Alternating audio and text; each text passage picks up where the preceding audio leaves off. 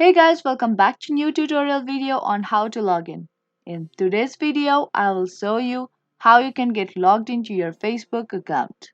Now, if this is something that you were interested in, then make sure to follow all the steps and watch this video till the end. Now, before we start the video, make sure to subscribe and turn on the notification so that you will be notified for any of our new uploads. Now, let's get straight into it. Firstly, open up any web browser on your PC.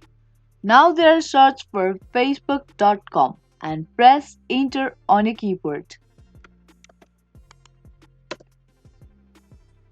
Now once you search for it, you will directly taken to its login page. Now there you have to type in your email address or phone number that you have used to create your Facebook account. Then in the next field you have to type in your Facebook account password. Now firstly type in your email address or phone number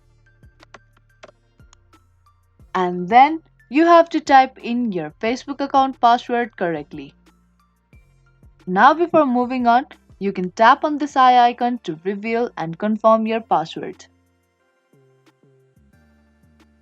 Now if in case you have forgotten your password, you can retrieve it by tapping on this forget password link. If you don't have your Facebook account yet, you can create one for you by tapping on create new account button.